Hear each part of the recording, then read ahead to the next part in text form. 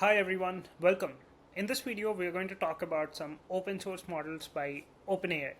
And the day has finally come. I never thought I would see this day in my lifetime where OpenAI releases some amazing open source models, but we are here. So this is the news from 5th of August where we see some open models by OpenAI for the first time since 2019. The last time they open sourced something was in 2019 when they open sourced GPT-2.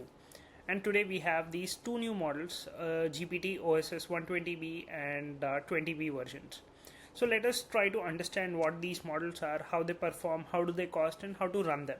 So this is the blog that OpenAI has published. So let us look at the architecture of these models first. So these are two models. They come in two variations, 120B and 20B.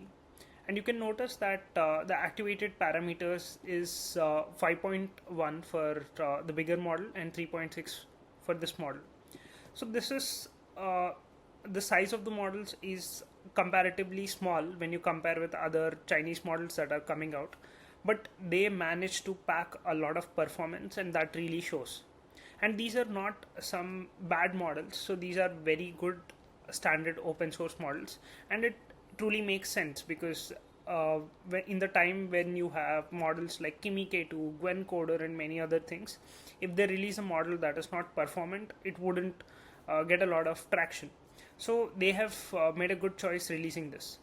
And if you want to look at some more benchmarks into this model, you have to check out the post by Artificial Analysis. So they have done a very detailed analysis on the model. And you can see they say that this is the most intelligent American open source model, or maybe open weights model, and this is where it falls.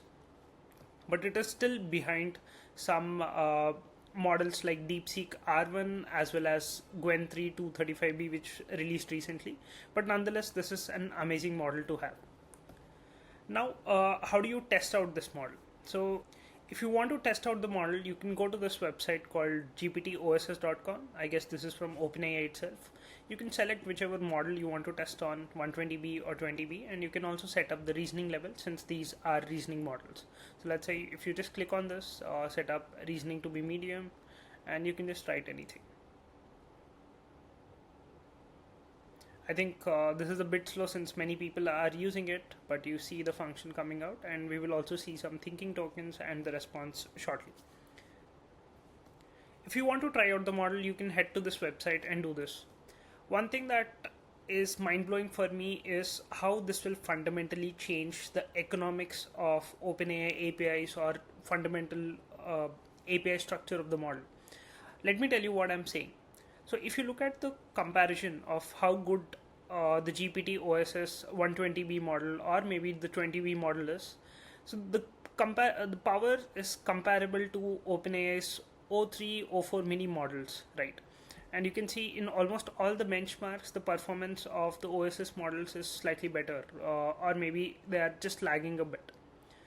If you go to the OpenAI API pricing, you can actually see the pricing of the models where O3 costs around $2 for input and $8 for output. And similarly, you can see O4 mini costs around $1 and $4 respectively. And most of the providers who are serving this GPT open source model, they are serving it for around $0.1, $0.15 for input and $0.75 for output, which is significantly cheaper than these models.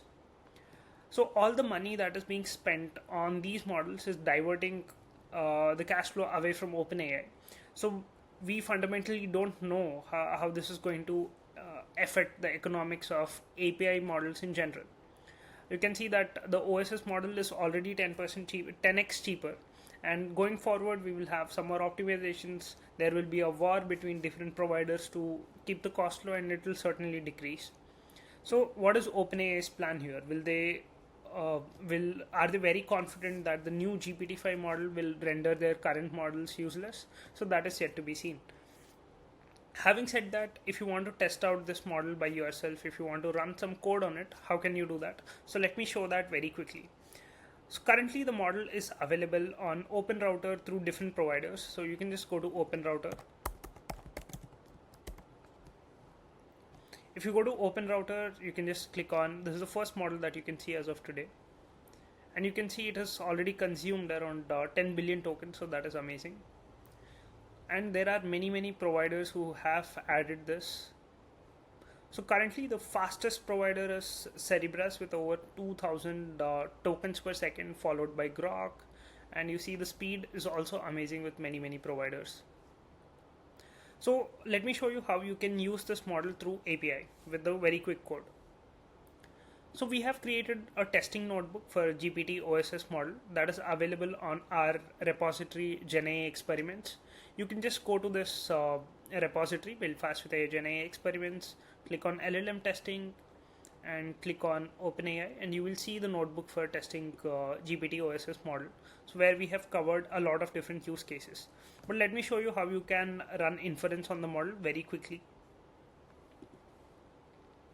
First of all, I'm installing the necessary libraries. For now, we can just install LangChain OpenAI, so that should be enough. And then we are going to use OpenRouter for it.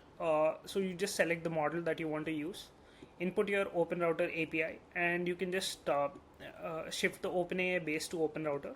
So you can still use chat OpenAI with this, and you can just run this.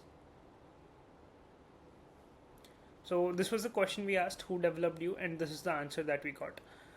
We will add a lot more use cases on how to use these models using APIs, how to build agents, and so on. So there are a lot of use cases that we have already covered in this notebook while testing the model. Be sure to check out GenAI experiments by Build Fast with AI. Don't forget to leave a star while you do that. Let us know what else you want to learn about the new GPT open source models. We'll be happy to make some videos on that too. Hope you enjoyed this. We'll meet again very soon.